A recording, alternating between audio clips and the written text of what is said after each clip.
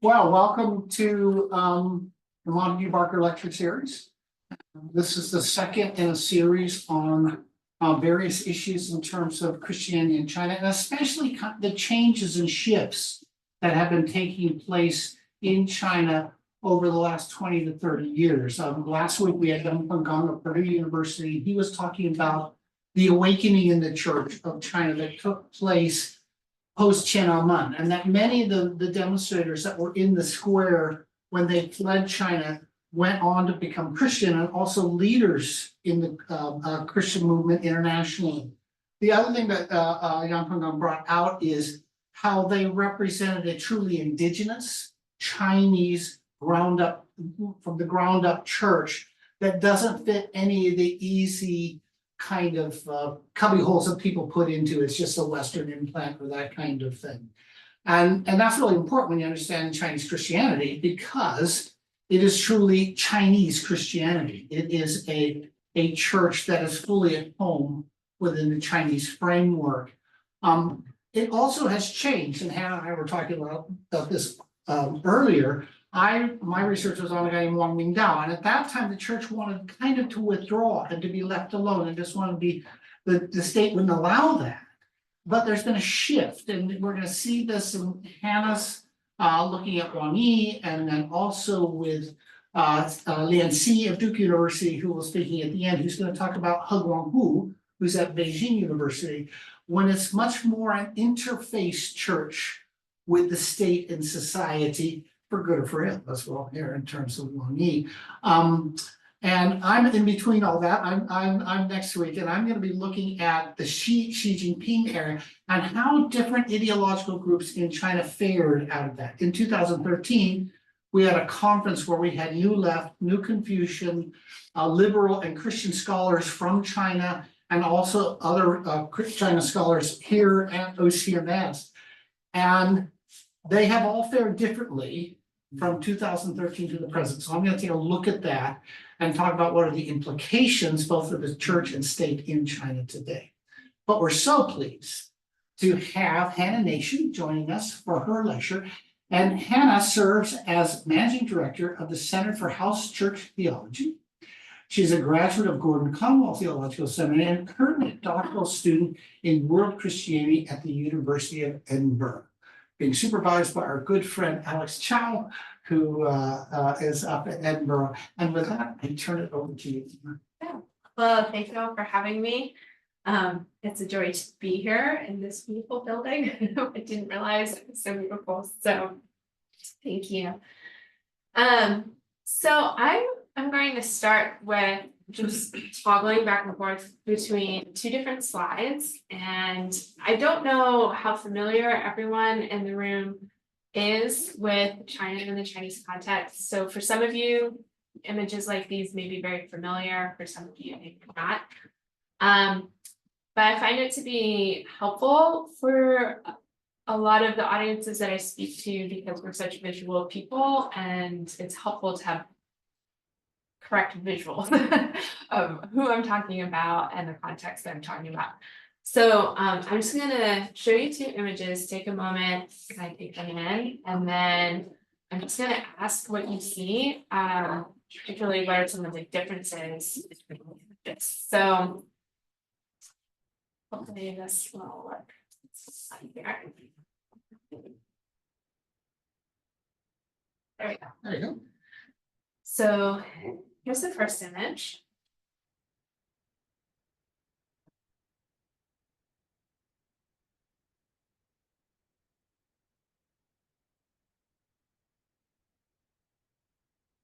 Here is the second. It's a group of images, but here's the second slide.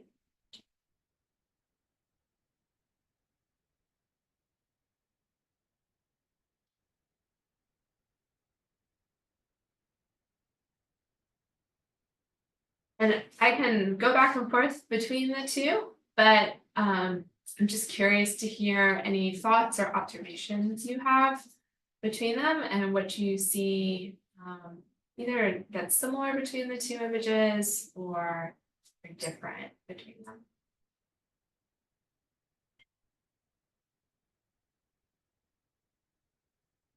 It's easier to be on the floor on the second one. Yeah. Yeah. This image is fascinating because if you see, they see on a bare floor, yet their books are on a kind of cushion. Mhm. Normally it's vice versa. Mhm. But I think that also shows the honor they give to the book. Mm. Yeah, it's so interesting. Every time I show these slides, someone picks out something or notices something I've never noticed before, and I've never thought about that before. So that's really interesting. Yeah. Coming from the Muslim world. Coming from the Muslim world, you would notice that. Yeah. So the first one, rural China. Yeah. Second one, you talk about the urban church. Yeah. So this one would be a rural house church. This is still very much in existence today, and is representative of many house churches. But this is also what we're talking about when we talk about the house church in China today. And specifically, these images are from early reign before 2018, which was Wang Yi's church, and also images of a large conference that they participated in. So yeah, the difference between the rural house church and the urban house church. Any other observations? Frankly, Wang would not approve. Yeah, yes. Wang a firm believer in immersion back baptism, got kicked out of a Presbyterian seminary and filed dean for doing it. But Wang Yi is doing a Presbyterian right, a Reformed right. Yeah. I think the second observation I have is those people who kneel and bow. Because if you look at the leaders are bowing in front of the congregation rather than the congregation in front of the altar. I think that is very significant if you just search whether they know what they are doing. If they know what they are doing, that is an amazing significance. The leaders bow to the congregation to the cross. Yeah, I know this would be, I believe this is they're praying in the middle of a church service, and everyone would be on their knees during the prayer, both leaders and the congregation. You are asking such wonderful questions that I don't know the answer to. I don't know if they are aware of the directionality or if that's by accident. So a couple of things that I always notice is obviously the wealth differential between these two realities of the house church. The rural church tends to be poorer, and the urban house churches obviously have had a lot of resources at times. And I think also, especially for those of us who come from a Western context, there's a lot about this that looks very familiar to us. I think it's helpful to have these images because I think often for Westerners, when we talk about cases like Wang Yi, persecution, we can more quickly think about something that looks like the first image more than the second image. But it's important for us to understand that in many, many ways, the people that I'm talking about are part of our kind of modern global reality that we live in. They tend to be well-educated, they tend to be in a middle-class setting. And these are just all important things to kind of help form our image of who we're talking about when we talk about Wang Yi and the modern house church. Yeah. When you say a house church, I'm thinking of a small place where 20, 15 people, but I see a lot of people there. Yeah. So I'm going to talk about that. Hold on to that thought, because that is in essence what we're going to be talking about. So But yes, that is also very much counterintuitive. I think this image is still today, if you search house church, Chinese house church, this image, I chose it specifically because it's very often used as a public domain image.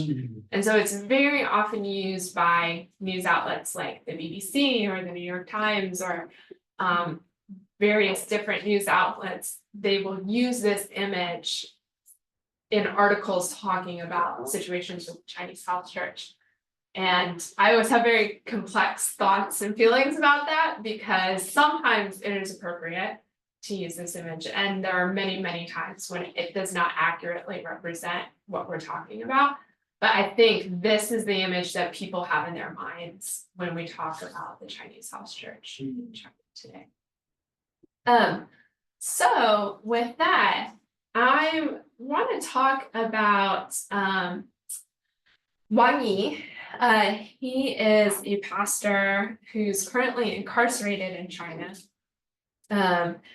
And I want to look particularly at what he says about the church, the nature of the church, and especially the allegiances of the church. He talks a lot about our loyalties and our loves as Christians and how those things impact the church's presence in society. So it's very much my belief that the Chinese church is one of the most important churches for us to be paying attention to. And a lot of this has to do with how fast the church has grown in China in the last 50 to 100 years. But also just China as a political reality in our world. And so what is taking place in the church there will have just a lot of implications for the future of our world. And one of the most astounding things to really consider is, just by default of how large China is, it is likely will not be long before there are more Christians praying to our God in Mandarin than in all of the Western European languages combined. And so paying attention to China, paying attention to Christians has very important implications for our understanding of Christianity, how we imagine Christianity. And so the World Christian Encyclopedia states that in 1970, there were fewer than 1 million professing Christians in China, or 0.1% of the population. And it's really hard to have accurate numbers on where that stands today, but the more conservative, safe estimates are somewhere between 70 and 80 million. The World Christian Encyclopedia, I think they listed somewhere around 130 million. If you want to just, slice it down the middle and go with a middle path, you're looking at somewhere around 100 million. And, if you do the math, even allowing for China's very large population growth, that is a 60-fold growth of professing Christians in China. All of my education, my formal education is in history. I was a history undergrad. I did church history in seminary. And I always say that I really believe that if you want to understand the future of Christianity, you need to in part understand Christianity in China. I really believe not only in China, but including China, the future of Christianity is outside of North America and Western Europe. And I think one of the most important things for us to understand is that history, that future is being written without the cultural and political power that we see being such a large part of the history of Christianity in the Western world. everywhere in the world where the church is growing at rates like this, it's doing so as a suffering and as a marginalized church. And this is very true of the history of China, the church in China. The Chinese house church was very much birthed in suffering. But contrary to a lot of common ideas, when the CCP or the Chinese Communist Party came to power in 1949, it didn't attempt to abolish religious practice. I think growing up, I always kind of thought as communist China as a place where, the goal was to just eradicate religion.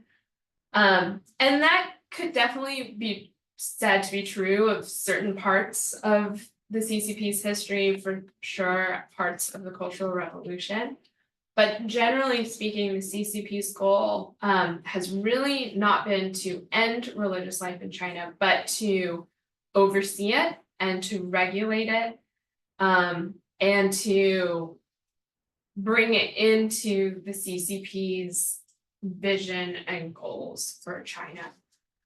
And at the end of the day, what it really comes down to is a question of authority. And who has authority over the church, who has ultimate allegiance. And the essential conflict between the CCP and the house church is over a matter of allegiance and whether there will be a state oversight of the internal life of the church. In many ways, you can say that the party really wants the love and the allegiance of its people.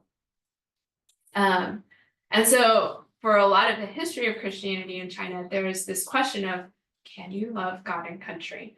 Which I think is a common question for all Christians all around the world throughout time.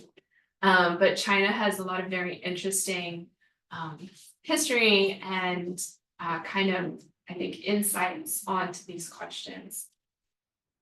So in the early 1950s, roughly half of the Christian population in China at that time decided that, yes, it was possible to submit to the authority of the CCP. After a century of Western and Japanese imperial forces interfering with China, very much involved with China, a lot of Christians were really compelled by the communists' ability to restore China's sovereignty as a nation, which is a good thing to restore a country's sovereignty. Hundreds of thousands of Chinese Christians signed a document called the Christian Manifesto. And this was essentially a very public pledge of allegiance, you could say, to the newly formed government. And as a result, in the following years, the CCP created various institutions for the oversight of Christianity in China. The most important for this talk is called the Three Self-Patriotic Movement, or the TSPM.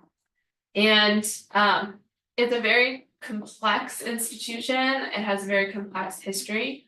But to give a very, very broad stroke explanation of the TSPM, you could probably kind of think of it as a state church within China, or a state organism for open and public Christianity within China. But the other half of China's population at this time, Christian population, rejected this. And essentially said, no state organization can head the church, particularly not the CCP. Only Christ is the head of the church. Only Christ can be an authority over the inner life of the church. And we would rather lose all of our political protections and rights in order to hold on to and maintain that definition of the church. And that, to your question earlier, is really the definition of the house church. The house church in China is really not defined by where it meets, or how it means, but it really is defined by its relationship to the state and its unwillingness to enter into Three South, into this state church structure. And so, there's often a lot of conversation, is it a misnomer to call it the house church? I think the most accurate term to use is the unregistered church in English. But Christians within these churches continue to refer to themselves as the house church. They use the Chinese term jiating jiashui. And so I prefer to use the term house church because that is their preferred term for themselves. But it takes explanation to understand how do you have a church of 500 people with all of that, all of those resources and that structure and still call it a house church. Really, since the birth of the house church, it has grown, and it's done so without political protections. It's done so without a public platform, and it's really done so without recognized institutions. And so as China opened back up again after the Cultural Revolution from the 1980s on, there was an explosion of Christianity, but also it seemed for a time that there possibly was going to be kind of an increasing non-regulation of religion. Policies were never fully overturned, for example, regarding the house church, but really from the 1980s until 2018, there was kind of this ongoing trend of relaxation and kind of turning the eye, and you had house churches in several major cities grow to be quite large. I wouldn't say that was the average church, but very significant churches that became very large. They were still illegal, but there was kind of this open question of how tolerated they would be. But in 2018, the CCP implemented a set of new religious regulations. And at first, it wasn't fully understood how strictly those would be enforced. But over the course of 2018, it became very apparent that there would be a new emphasis on limiting all religious gathering back into the state church. And I should say too, this was not something that only impacted Christianity in China. From 2018 onward, there was a general increase of restrictions on all religious life across China. So you can see how it's mirrored across lots of different religious aspects of life in China. And though we're nowhere near the persecutions of the 20th century, we are really in a time in which it's understood this is one of the most significant kind of crackdowns on the house churches in quite a long time. So with all of that background, we can ask the question, who is Wang Yi? So Wang Yi, as I said, is a pastor who really believes that the church's allegiance must not be given to any institution which demands its love and its loyalty. He believes that suffering, not power, is the primary mark of the kingdom. And I would say for that reason, he is serving his 9-year jail sentence. Wang Yi was born in a small town outside of Chengdu in Sichuan province, which is southwest China. He graduated from Sichuan University and began teaching law at Chengdu University. And as a legal scholar, he was very vocal on human rights. And he just was a very prolific writer. He wrote a lot of cultural and political commentary. And these things brought him national attention even before he was a house church pastor. He converted to Christianity in 2005. And yeah, I mean, his conversion would kind of be, if there was a fairly well-known legal scholar at Oxford or Cambridge who converted from atheism to Christianity. It was public. He was already a public figure. Shortly after his conversion, he started pastoring essentially right away. And he also became very involved in publicly representing the house churches in China. So he traveled to Washington, D.C. in 2006 to meet with George Bush and advocate on behalf of the house churches. And then he returned to Washington again in 2008 and attended the Conference for Global Christians in Law, where he was awarded the prize for the contribution to promoting religious freedom. That same year, 2008, he resigned from his faculty position and became a full-time pastor, and was involved in starting a church called Early Rain. And Early Rain also grew very, very rapidly.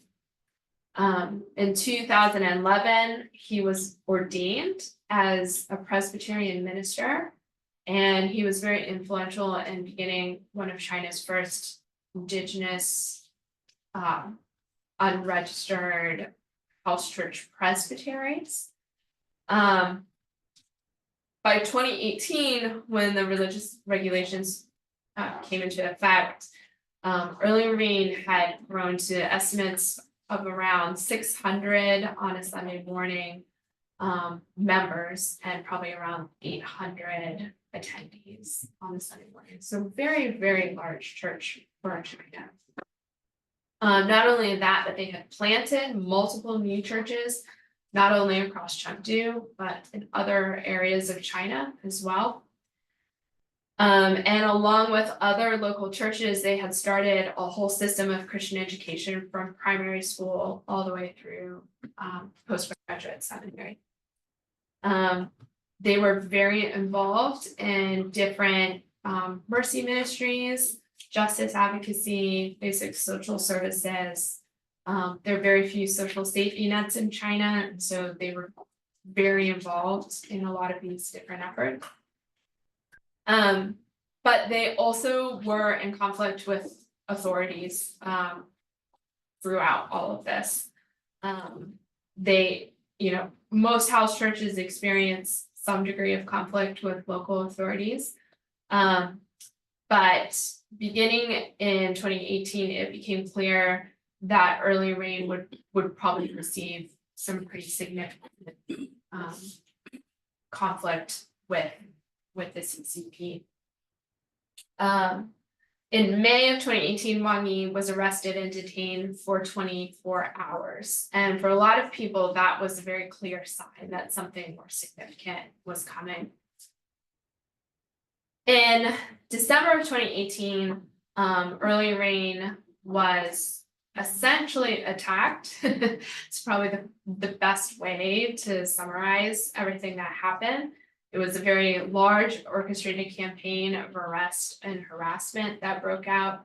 Wang was arrested and detained along with all of Early Rain's leadership, including all of the pastoral staff in the full session. And over the ensuing days and weeks, an estimated 300 members of the church were also detained, harassed, accosted, in various forms. People were interrogated and beaten. Families were forcefully evicted from leased apartments. Church members were fired from places of employment. Foster children were removed from Early Rain homes, and there were many, many more things that happened. The entirety of the church's property was destroyed or confiscated. So all of the infrastructure that you saw at the beginning, you can see in the bottom right-hand corner. Essentially, their entire property was destroyed. And Wang Yi's wife was also arrested, and his son was kept isolated with a grandmother under strict house arrest without access to other people or children. 1 year later, in December of 2019, Wang Yi was sentenced to 9 years in prison with the charge of inciting subversion of state. And at the time, this was the longest and harshest sentence given to a Chinese house pastor in probably about a decade. If you've heard of Wang Yi before today, you probably heard of him in 2018 when all of these events took place. They were very widely covered in the Western media.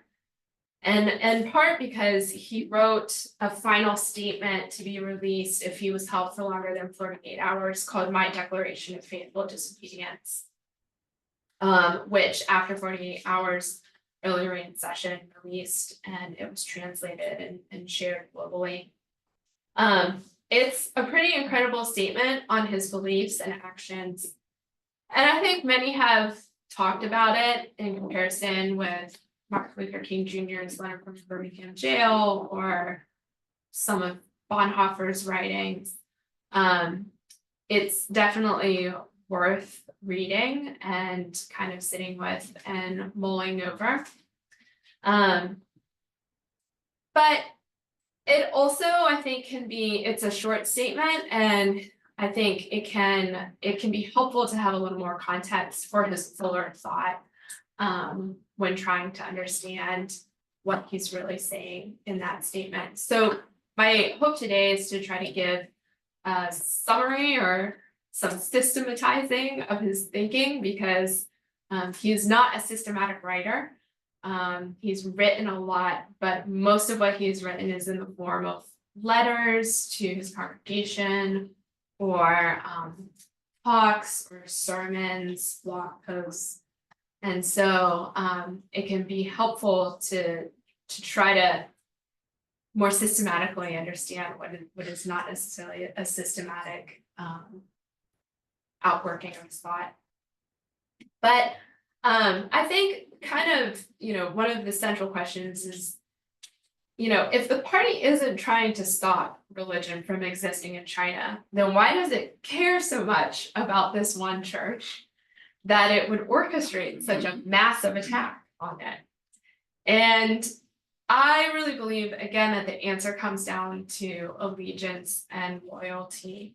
And essentially the threat that a church poses that is not giving that ultimate allegiance to the party and to the state.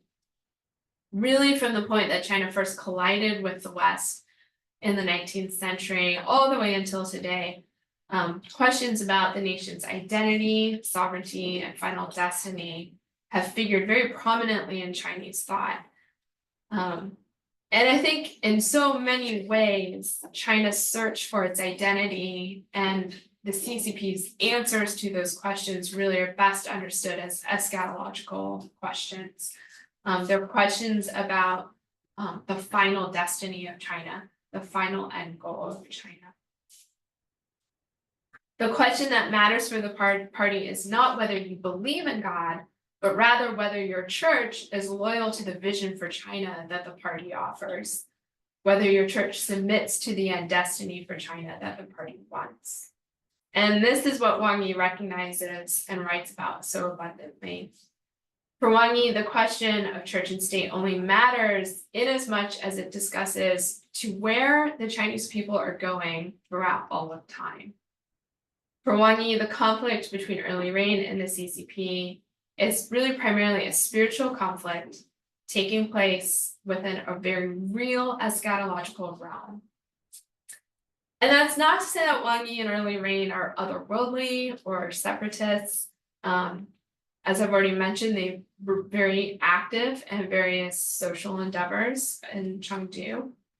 But one might say in another way that Wang Yi views the conflict between Early Rain and the CCP as a conflict between the eternal heavenly community present on earth and the temporal states of this world. And they're in competition with each other. for the allegiance of humanity, for the love of humanity. For Wang Yi, the heavenly kingdom of God exists today through the presence of the church in our cities. Conflict between the church and the world exists because all temporal powers of this world are constantly vying for the love and allegiance of humanity, which really rightfully belongs only to King Jesus. And Jesus accepts no challenge to his cosmic power or his demand for ultimate allegiance. And this is really important for understanding Wang Yi's views on suffering. Wang Yi would say suffering is an inevitable part of the life of the church as it lives out this cosmic conflict. According to Wang Yi, it's the mark of the cross. Not peace, not success, not comfort, not safety or rights, that demonstrates the active and alive kingdom of God that is present in our midst. So we'll try to dig into some more of Wang Yi's theology. I have a lot of quotes that are really great to dive into, but if we're getting short of time, I'll probably start to not read all of the quotes, but we'll see how we do. So there really are three important aspects for understanding Wang Yi's theology. The first is that the church is called to walk the way of the cross. The second is that the church must understand its eschatological nature. And the third is that the church must submit to the reign of King Jesus. So we'll start with the way of the cross.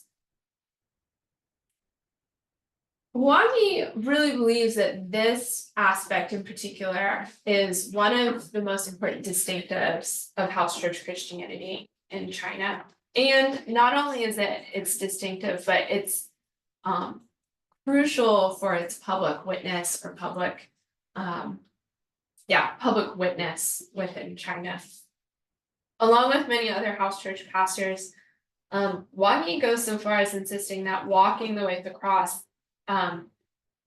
is such a distinctive that it must be maintained even in times of prosperity or freedom within China. And he really is viewing this in an eschatological lens. In an interview that he gave shortly before his arrest, he said, quote, "In this present life that is flipped upside down by sin, the good news of eternal life is manifested through inversive means, the means by which Jesus saves us. The cross is what we believe, and it is also the means by which we believe. The cross is not only the content, but the form, and this form tells us the world is not yet complete. God's creation is not yet finished. My life is also not complete when I leave the world at 80 years old. How then do I manifest an invisible world? How do I show my true wealth in this life? I show it through poverty. How do I display resurrection power? Through suffering. I have the ability to suffer. I can give because I have. What I give testifies to what I have. So Christians witness for Christ in this world through the subversive means of the cross. My life, God's creation, and the entirety of world history are all unfinished. The cross means you build your hope on the future instead of realizing it in the present." End quote. So you can see here in this statement, Wang Yi is giving a cosmic eschatological dimension to the call to church to suffer with Christ. Again, I'll emphasize, you have to remember that early reign was a very socially active church. I think coming from a Western context, it's very easy to hear this and think of a church that's separating itself from society. However, for Wang Yi, this is really the impetus for engaging society, for entering into society. Wang Yi is not using this theology to teach his church to withdraw from society's needs.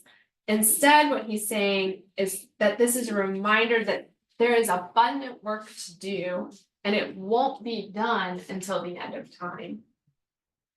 In fact, the willingness and readiness to walk the way of the cross is a necessary distinctive of the church's ability to be public and to publicly serve.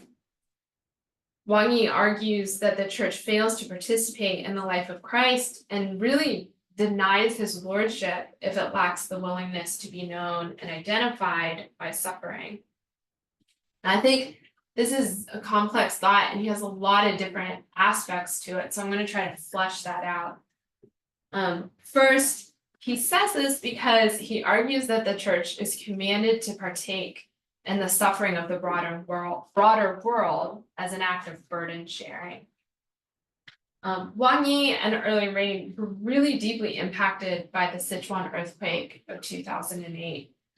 Not only by the natural disaster that it was, but by the corruption and the poverty which the earthquake exposed.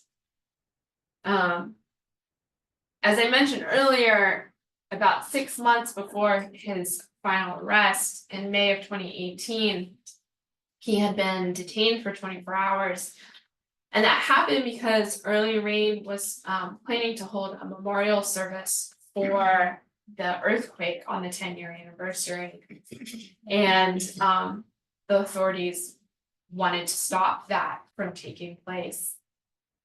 After he was released in May of 2018, he preached a very, very emotional sermon. It's included in the book that we published of his writings called Faithful Disobedience, and it was very hard to edit because it's so emotional, the way that he's preaching and articulating his thoughts in this sermon. It's called The Way of the Cross, the Life of the Martyrs. And in this sermon, he really unpacks his view of the church's call to suffer with the society that surrounds it. He says, quote, "The whole country, especially those of us who live in Sichuan, shares in the suffering of this earthquake. When we come here, we share and we pray as the suffering goes on. Suffering is not in the past. Suffering is a continuous situation. To commemorate suffering, we will have to bear the burden of suffering as we share the burden as God has instructed us to do." So what Wang is saying here is that part of Early Rain's calling, and specifically the calling to suffer, was a calling to identify with the specific needs of their city, to identify with the burdens of Chengdu. Because salvation does not remove God's people from the local context.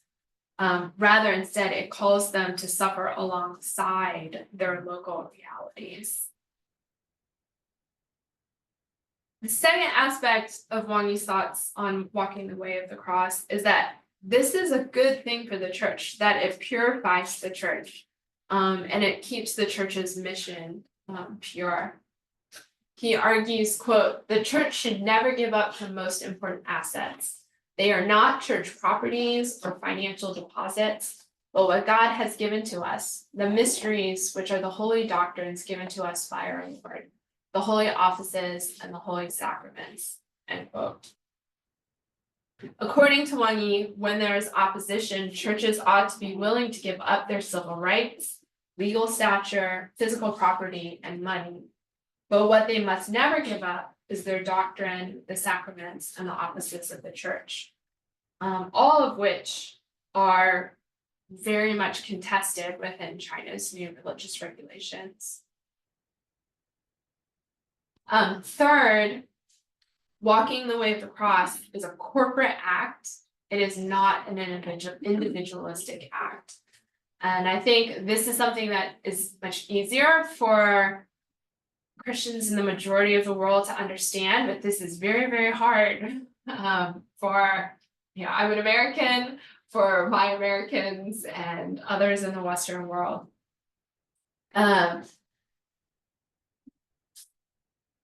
Walking the way of the cross ought to be corporate rather than an individualistic act. Wang Yi does often talk about the way of the cross as something that the individual Christian is called to live out. But for the most part, when he's using this language, he's referring to the corporate calling and identity of the church. He is adamant that persecution tempts Christians to privatize or individualize their faith. That and not just persecution,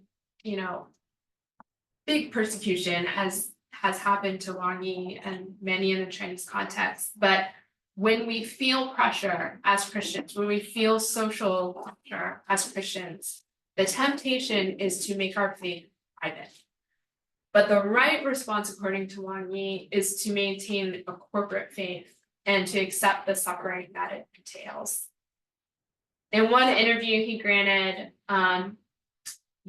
right after the religious regulations took place, he notes that many house churches were asking if they should return to small hidden gatherings and whether they should try to maintain larger corporate public worship. And he argues that abandoning corporate worship demonstrates a faulty modern individualistic understanding of the gospel and the nature of the church. He says, the focus is still on me. I need help from others. And he's talking about how many Christians approach their faith. To put it in a worldly way, we hold together for warmth. Fellowship is good for my personal growth. If one holds an individualistic understanding of the church and the gospel, his response will be about his own salvation and how many people he can lead to Christ. End quote. He's pushing back against responses to persecution being based on individual needs. But that can really only be done by pushing back on an individualistic view of the Christian life, more broadly speaking. If the church is about your individual personal growth and what you need from others, it will be very easy to abandon it when the cost outweighs the benefits. Persecution will try to push us towards individualized Christian identities. And for Wang Yi, this is one of the most important reasons to stay part of public worship, part of corporate church identity. Fourth, the way of the cross is, in Wang Yi's view, necessary for testifying to the truth of the gospel. This is a common refrain throughout his writings, that the way of the cross is the way of apologetics. After the new religious regulations were introduced, he made a very bold declaration saying, quote, "How do we show that we are motivated by faith, not by political goals? We must be willing to take the way of the cross and suffer for our faith. This is the way of evangelism and apologetics. The church has an opportunity to contend, persevere, and pay the price for our faith in front of society and its rulers. If this is the first nationwide persecution of house churches in the last 20 years, it is also the church's first evangelistic and apologetic opportunity in the last 20 years, end quote. And elsewhere he said, quote, "The church is the watchman for today's world. If the church did not point out the evil of the church will be condemned along with the world. The church is the intercessor for today's world." End quote. The more the church is persecuted, the more it testifies to the world about the lordship of Christ, and the more it intercedes on the world's behalf. And Wang Yi believes this is why the church grows when it is under duress. For Wang Yi, walking the way of the cross is what enables the church to share in the burden of its neighbors. It keeps the church's mission pure. It must be done corporately, and it's really the church's greatest apologetic moment to an unbelieving world.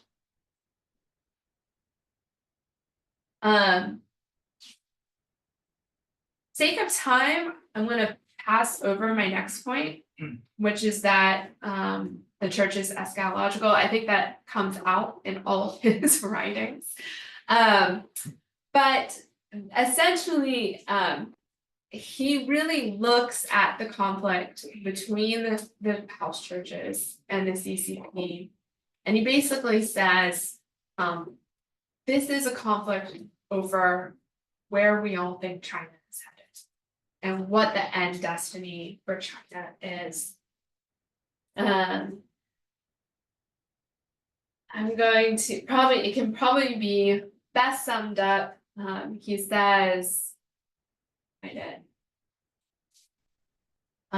the problem of the Three Self Church is that it does not believe that the history of China is Christ writ large. He envisions the church in this kind of cosmic eschatological sense, as the church is a resplendent show testifying to a better world. I'll give you one more quote on this note. I think this is one of the most important passages for really understanding Wang Yi's kind of cosmic level thinking. But he says, quote, "The key is faith, and faith needs a stage. Faith is like a master ballet dancer dancing gracefully on a dilapidated stage. On the one hand, as long as the dance is beautiful, what does it matter if the stage is in tatters? Alternatively, imagine how glorious and resplendent it will be the day this master dancer performs on a magnificent stage. For now, however, God says that the value of the dance must be expressed on a dilapidated stage." And he goes on to say, "Let me remind all of you once again that our government is ambitious. Their goal is not only to obtain order in society, but to monopolize the meaning of landfills and subway stations. As such, the government is concerned when we dance ballet at landfills. We will find police officers pinning us to the ground when we play the violin in the subway. However, this is part of the meaning of the landfill, for God has allowed them to be ambitious because he wants to magnify the value of faith. In general, the more terrible the performance environment, the greater the eschatological meaning of the church's show."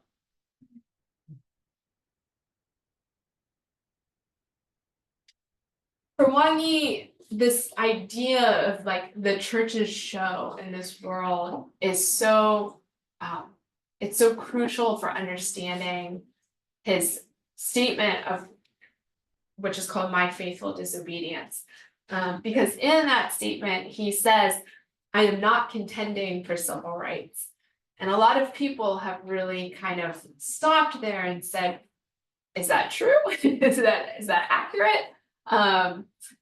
But I think when you put the two together, it helps to flesh out what he's saying when he says that he's not contending for civil rights. I'll read part of his declaration of faithful disobedience. He says, "As a pastor, the only thing I care about is the disruption of humanity's sinful nature by this faithful disobedience and the testimony it bears for the cross of Christ. As a pastor, my disobedience is one part of the gospel commission. Christ's great commission requires of us great disobedience. The goal of disobedience is not to change the world, but to testify about another world." And again, he's not saying here that the church's call is to abandon the world or to withdraw from the world, or, he is not otherworldly in his presence and his church's presence in society. But this idea that everything the church does, whether it is, being active in social services, active in mercy ministry, whether it's civil disobedience, the goal is testifying to both the landfill, testifying to the actual reality of the world that we live in, but also testifying to the eschatological hope that awaits us. And so I think he very much envisions his civil disobedience, he envisions his conflict with the CCP really as a prime opportunity to testify to a greater reality and testify to something that it's cosmic. It's a cosmic testimony in this world. And I think at the end of the day, you have to really understand that this all flows out of his understanding of the kingship of Jesus. So, my final thoughts will look at just briefly what he says about Jesus' kingship. Jesus, who suffered on the cross, who calls us to walk the way of the cross, is King of the universe. And the fullest meaning of the cross is only understood according to this reign of the King. Only when we recognize our dependence on the reigning King of the universe, who has the right to demand anything of us, are we able to see walking the way of the cross, suffering, as the grace that it is. Wang says, quote, "Yes, your God reigns. Christ has power over this planet. Before Jesus comes back again on that formidable day, grace is the way. Christ the King reigns in this evil world and leads his church." He declares that the gospel of grace is a kingdom proclamation by the King of the universe. But because this king has suffered, the church's public witness is to participate in that same suffering. The church is not empowered to be the church, nor to suffer through its own will and its own righteousness. But just as God's act of grace upon the sinner is an act of death and rebirth, so the grace of God upon his church is found in the call to suffer. God gives the way of the cross to the church as an outside force to thwart our self-righteousness and to set the church aside from the world. As many house church pastors have publicly stated, persecution is primarily a chance for the church to repent of its sins, not a time for condemning or blaming the world or those who persecute the church. And I find that to be deeply challenging, so I'm just going to repeat it again. So many house church pastors that I have known, including Wang Yi, will say that the persecution of the church is a time for the church to repent of its own sins, rather than blame those who persecute them. So in the end, Wang Yi's theology is seeking to give a cosmic level meaning to this kind of countercultural position that the house churches have maintained through their existence. He interprets the eschatological questions which have haunted China as a society. Where are we going? How do we get there? He takes those questions and he responds to them by pointing to a humble, suffering, but universal king who demands ultimate loyalty. So, how do we sum up? How can I possibly evaluate the theology of someone who's being tested for their faith in a way that I, as a white, middle-class, well-educated American, have not been? I think the question Wang Yi asks really comes down to the following. Jesus promised his followers that they would face opposition in all cultures, times, and places. So how then are they supposed to respond? This is a question that all true disciples of Jesus in every context must answer. Though the degree to which this question must be answered, of course, depends on the cultural context. It's not simply a question for Christians in China. It's a universal question for all Christians across space and time. I find it to be a privilege and honor to listen to what my brother in Christ halfway around the world has to say. And I am challenged by his vision for the church. But I really think if we have the hearts and the ears to listen, there's quite a lot there for us to consider.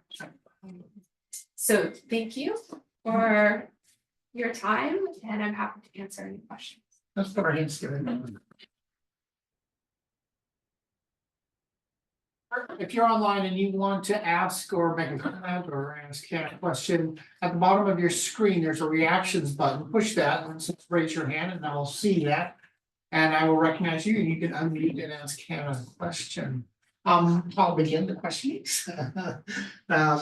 Thank you, Hannah, for a really excellent lecture. You kept pointing back to it, and probably it'd be really good, just to read more about that eschatological vision and how that differs. Is the kingdom something present for him or only future? Is it kind of like a parallel universe of people to some degree inhabit to a certain point that's against, the way of the world, a little bit on the line of city of the earth and city of God kind of thing? How does that actually function for him? Or is it just something that we wait patiently for under pain and suffering? But to what degree, if any, is it in any way realized in the presence in terms of church? Yeah. So before I say that, I will say, it's always complicated to answer these questions because Wang is alive today. He's not a historical figure where I can kind of just espouse all my thoughts. And so I always tell people, take everything I say with a grain of salt, because he could contradict me one day on all of this.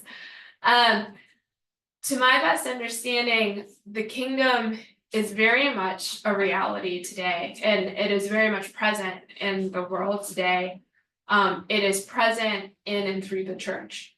And so a phrase that I heard a lot leading up to 2018, and I'm very curious to see if it kind of gets picked back up again in his circles and that ecosystem, is that the church is the scaffolding of heaven, which I find to be really interesting. So in a sense, there's this idea that the kingdom of God is being built in our world today. It is an unfinished project, and that the churches that we participate in are scaffolding. So they themselves do not reveal the final kingdom, but they are the mechanism by which that kingdom is coming. And one day that scaffolding will be taken down and we will see the final result. That's probably the best way to kind of understand his, now but not yet thinking on it. But yeah, I don't know if that answers your question. Yeah, it does. We'll call Marjorie, and then we'll just go with Marjorie first. Thank you so much for the lecture, and I appreciate your passion and so much of yourself that you're putting into your research. So that's really lovely to see. One of my question mainly revolves around some cultural questions, and forgive my ignorance. I have been to China several times, but it was in the late 80s, early 90s, so it's a bit dated. But so I saw in the pictures, Youngie with the collar and the Western styled church and everything. And so to me, there's like this theology of suffering with the prosperity of the West in him. So it's a kind of a confusing picture. So yeah, I'm hearing his theology of suffering, but my question might be a little bit did he have the same theology when he was standing with President Bush? You know, so anyway, just I thought maybe if you could comment on that. Yeah, that's a fascinating question. So you absolutely see development in his thought. I would say, and I try to show that in Faithful Disobedience with just how we compiled some kind of movement in his thought. For sure, the closer to 2018 you get, the more prominent the themes of suffering are. I would say I wouldn't say it was ever completely absent, because he's very aware of the history of the Chinese House Church. I would say he's part of many house church pastors who want to, in a sense, lean into that history and even kind of revive or formalize it to a certain extent. And so those themes are present, but you can definitely see the ways that he moves from thinking more like a legal scholar to thinking more like a theologian of suffering. The closer to 2018 you get. So that it's not that it's a new thought, it's just where the emphasis is. I would not say there's ever really an emphasis on prosperity. He definitely, from the beginning, has a very kind of the way of the cross is there from the beginning. Yeah. I think that's also, he's connected to other pastors who are older than him. So even though he doesn't, he converts and then starts pastoring right away. He's in conversation with pastors who've been pastoring for much longer and have already had conflicts with the CCP. And so it's forming his thought very early on. Yeah. Yeah, it's will suffering end one day or not? Yeah, oh yeah, it will definitely end. I don't think he believes it will end until Christ returns. And so, I think that's again where he does not want the church to separate, but he also does not believe, I think he would essentially say as long until Christ's return, there will be work to do. There will be suffering in this world for the church to participate in. So you work for good, you are involved in these things, believing that you are doing good, but ultimately knowing that it's an ongoing project until time ends. But yeah, suffering will end. Yeah, in his thinking. Yeah. For Sarah, then Dean. Thank you. Actually, I have two questions. One of them is exactly what you just mentioned. And the beginning says, okay, he's against the state and the power, and then yet he take a photo with the George W. Bush, which is the representative of power and the state. Chinese power. Exactly. So does this the suffering of religious is more about politics, because the persecution is very much linked to the politics in relation to the West against China or the China, and even what he's going through in prison or these things. So how much of it is religion? How much of it is politics? The reason I'm saying is I'm Iranian and linked to our understanding of Protestantism and all these things, and then again linked to that. One of the things which you say is he is very much talking about corporation rather than individualism. Yeah. Is that your translation, or is it Chinese way of saying? Because what is the difference between corporate and community? And then how much of the concept of corporate is linked to capitalism? Again linked to the West, and then again linked to the George Bush's picture. And then if it is, and because our Chinese, again, the one of my problem with that, I didn't see any new idea which is Chinese resonating to, because most of those ideas already been developed by Dietrich Bonhoeffer and lots of other theologians in that. But how much of those, what is his unique ideology? Let's say if the concept of corporate in relation to the community and the picture you show us, the leaders and all these things, how much of the concept of corporate developed out of the rise of new China in relation to the economic? Yeah, They are Yeah. my question. okay, yeah, there are a lot of questions there. So, okay, going back to your first question, so he especially closer to 2018, he does have quite a lot of criticisms of the Western political kind of constructs. He's very well read in Western political theory, and especially in his essay, Christ's History Written Large, he has a lot to say regarding, in essence, kind of the failures of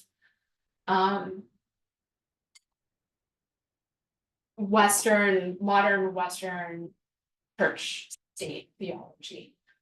And it does have a lot to do with that corporate and individual question.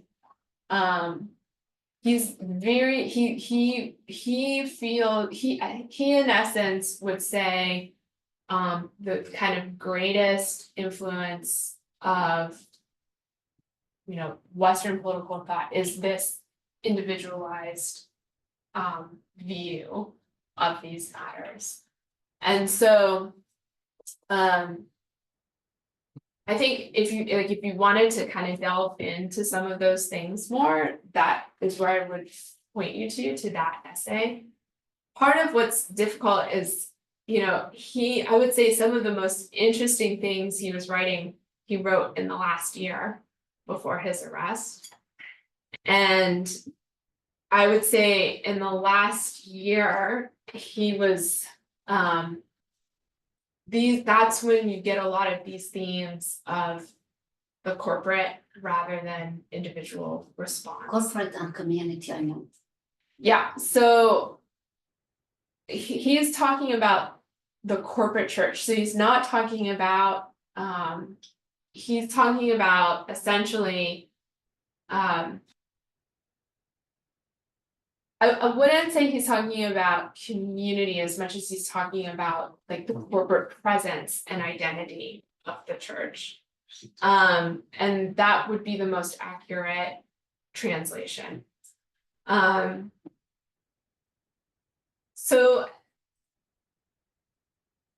it's very hard to say where I think he would have gone with that thought, right? Because we only have a year's worth of writings specifically addressing that matter.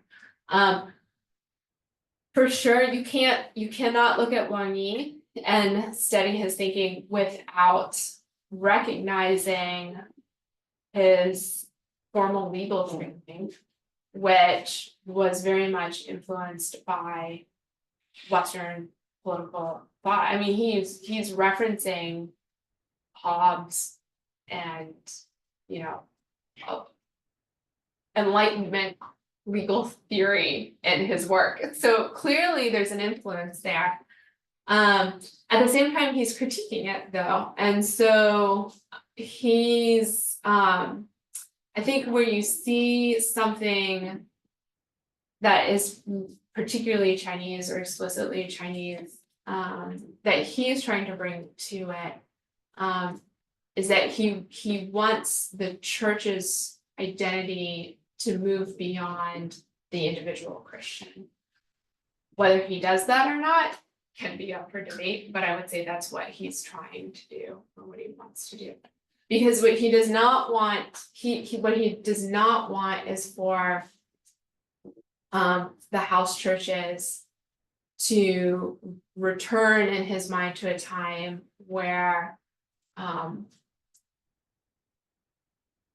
the presence of Christians is just simply multiple individual Christians rather than a group that is united together and present together. Is that answering your question?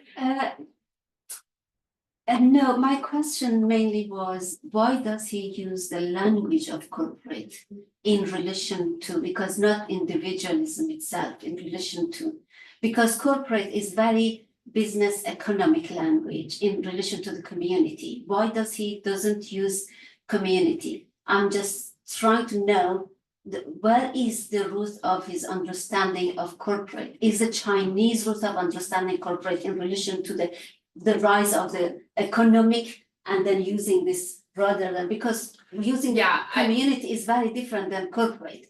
Corporate is very much business and state language. Do you know what I mean? Sure. Yes. Yeah. I think so I don't think he's receiving it from business. I think he's receiving it from a lot of the Reformed scholars that he reads and studies. And so that language of corporate would be very common language, for example, if you're reading John Calvin, that would be a more common term to talk about the churches. I don't think so. Okay. Yeah. Okay. Well, and one thing I would. But again, and what I'd say, just think about it. and one thing I'd say, Okay. Sarah, is that we're dealing with a translation. Exactly. So We're dealing with Chinese have ways of using terms that reflect to the body or the collective Yeah. of people in ways. It'd be very interesting actually to look at the terms that he used and how those both line up and differ from the very language used by the Chinese Communist Party, because that's a very important Yeah, concept. for because this as well. a community doesn't necessarily. You can have a community without having a structure, like an institution or an organization, right? So you can have, lots of different communities that are not bound together corporately in a certain way. And I do think what he wants is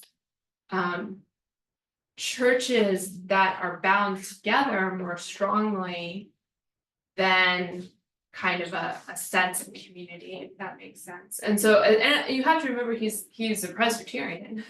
So he is his understanding of things like church membership and the sacraments, he would have a very bounded understanding of the church rather than a broad kind of community understanding. Yeah, I would suggest you to go and search about that, and especially in relation to the culture. Maybe, for example, so then you'll notice this concept, this could be a unique to him and what it rose from his context and from the China. Search more into that. Yeah. I think you might be surprised. Yeah. It's interesting because like on the side of Mao, just on the right slogan is all right, so he's talking about the people gathered as this people, so that would be the communist version of that, so anyway. So probably 20 years. Yeah. So, yeah, I guess this is part of your PhD project. Actually, it's not a part of my PhD project. My PhD is on a fairly different topic. So, yeah. Well, I'm treating it like a PhD topic. Okay. Fun to look at this PhD topic and what I've seen, I think I've done many examinations before and I was trying to pick the difficult questions. Yeah. So, the presentation of Wang is pretty much one-sided, there's no critique, yeah? So in the PhD Viva. Yeah. The examiner will ask you, would you have any critique on Yeah. Wang is and his idea? It's always right. Yeah. So Yeah. I think we need to really, as academic scholar, we think, okay, he's got something right. Yeah. Has he got something wrong? So I think he's got it wrong when you take the photo with George Bush.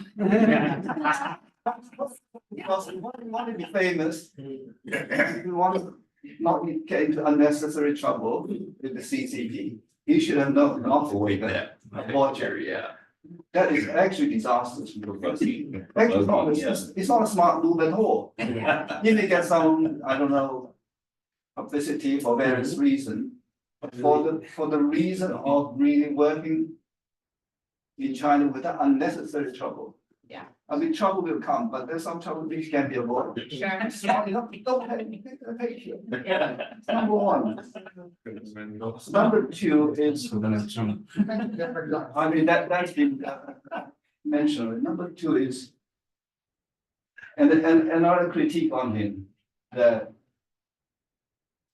there's a Chinese saying, if you know yourself and if you know your enemies, in 100 battles, you will win 100 battles.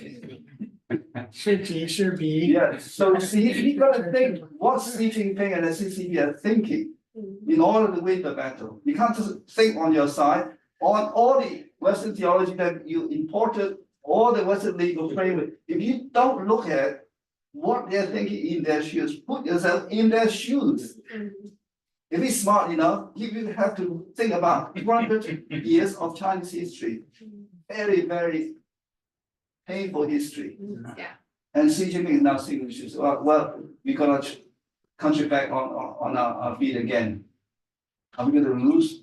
Are we going to risk losing this? They will do everything to stop the repetition of any current history like what happened in the last 150 years. Yeah. So if you think about that, do you want to arouse the anger of the tiger who's very possessive of the young cubs? You know what I mean? Yeah. Got to be. I don't think he's smart enough to because there are trouble you can afford to avoid. There are unnecessary trouble you can raise as well. So, but also by doing that, he is dragging not only himself into trouble, he's getting his congregation members into trouble. One of our students study about his congregation. I don't want to name, but he's also dragged other congregation members into trouble. Yeah. Has he really thought about his own congregation members? But thirdly, Jesus said, give to Caesar what is Caesar's, give to God what is God's. And the way that he's done it is rather confrontational, that he doesn't see any commonality between Caesar and God. Jesus did not ever say there's no commonality between Caesar and God. There can be commonality. If you think purely in terms of confrontational terms, you think it's too simple, I'm afraid. You think it's too simple. And in the early 20th century, there's some Chinese scholar, Christian scholar, therefore Chinese Christian nationalism. What is Christianity for? Well, to save the country. If you tell Xi Jinping that Christianity can actually help you to be a prosperous and good country. So if he play it along a different line, with the updated version of Christian nationalism, there will be much less confrontation and there will be much less unnecessary trouble, not only for him but for other people. I'm acting as the kind of external examiner.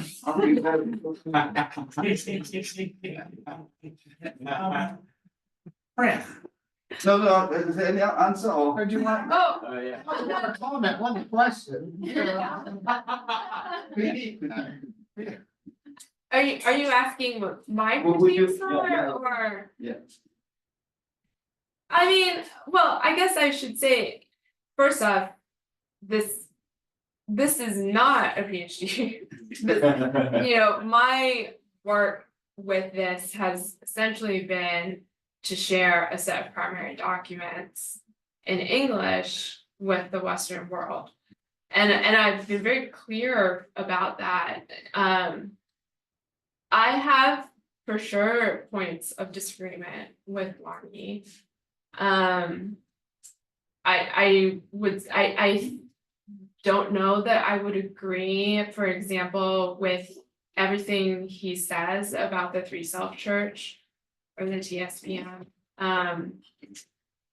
I have questions, I agree with you that I don't know that the congregation understood where it was headed. I also think I don't know that Wang himself fully understood exactly where it was headed. I think everyone knew it was headed to a conflict. I do not believe they ever anticipated it being as severe as it was. I think up until that point, especially the churches in Beijing that were closed earlier in 2018, it was a show of force, but it was not to the extent that it was with early rain. They were equally large, equally public, but much less harsh in the nature of the closures in Beijing. And I really do think that's what everyone anticipated. I think they anticipated something more along the lines of what happened in Beijing. And so I don't think anyone in early rain or in Chengdu understood exactly how intense it was going to be. So, you can always look back on something with hindsight is always 20/20, right? And so it is very different to look back and say in 2018, could we have anticipated what was going to happen? I don't know. In hindsight, for sure, I think a lot of people would say things could have been different. Yeah, so I also have questions myself. I have a lot of questions that to me are unanswered regarding how much his theology is contextualized. Tom and I were talking about this earlier before while we had lunch. I think he is very captivated by a lot of the Reformed theology he's captivated by because he sees it as addressing the kind of Chinese social imaginary in a way that people haven't really maybe fully understood. But there are lots of questions to be asked with Wang regarding, is this really contextualized to China, or is this just Wang Yi's kind of reformed response to his social context? I will be very honest, I don't know that I can answer that question. And I also would hesitate, I have really had to sit with the reality that, as I said earlier, he is not a historical figure. We don't have the final corpus of Wang Yi's thoughts, and we don't know when he comes out where he will be on all of this, how his thinking will have changed, whether it will have changed or not. So I'm very slow and very hesitant to do a lot more than trying to share what he has written in English because of that reality. I think what he has written so far is important to consider and important to think about, but he could come out in 5 years and we could have an entirely different. Picture on the lunch, right? Yeah. Yeah. Yeah. I mean, And time to draw a bow on this, but one of the things, thank you, Harold, that's actually one thing I would say. And Hannah, you don't have to defend Wang Yi, I mean, but if you want to understand the Church of China and things that are going on, you have to understand Wang Yi. There's a lot of sharp disagreement about what he did, whether it was good or bad, true of the person I researched, Wang Mingdao. So you have all kinds of people on that, but the important thing is to keep it in tension.